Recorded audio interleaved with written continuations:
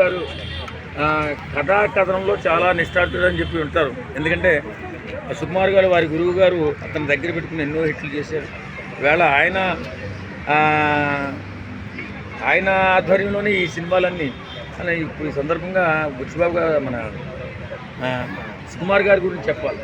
సుకుమార్ గారు సినిమా ఇండస్ట్రీలో ఎంత గొప్ప గురువు అంటే అతను నమ్మిన ప్రతి ఒక్కరికి కూడా సినిమా ఇచ్చి వాళ్ళు కూడా పెద్ద పెద్ద ఇట్లు కొట్టేసి వేళ ఎంతమంది శిష్యులు ఉన్నారు సినిమా రంగంలో. ఆ రకంగా ఆయన ఆ పరంపర కొనసాగిస్తున్నాడు. అలాగే నిజ జీవితంలో కూడా వ్యాపార రంగంలో కానీ ఇంకో రంగంలో కానీ శిష్యులకు అవకాశాలు ఇచ్చేటటువంటి గురువే గొప్పవాడు అవుతాడు.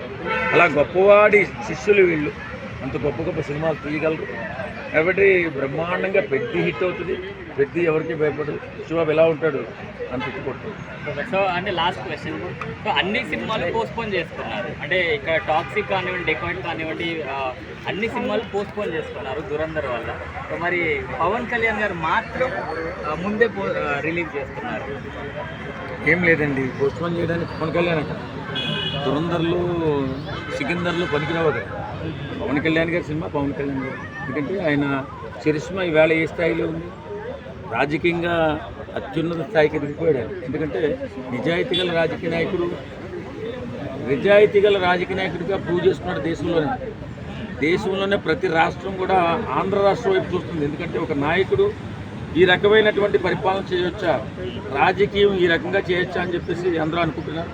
అంత గొప్ప చరిష్మా సంపాదించుకున్నటువంటి పవన్ కళ్యాణ్ గారు సినిమాను కూడా అంత గట్టిగానే ఆదరిస్తారు దేశ ప్రజలు. ఎందుకంటే అందులో మంచి చెప్పేది ఎక్కువగా ఉంటాయి కాబట్టి ఖచ్చితంగా ఉస్తాద్ భగత్ సింగ్ ఓ సెన్సేషనల్ మూవీగా నిలిచి మన తెలుగు సినిమా ఇండస్ట్రీ పేరు మళ్ళీ పాన్ ఇండియా మూవీగా సెన్సేషనల్ స్థాయికి వెళ్తుందని చెప్పి అనుకుంటున్నాను.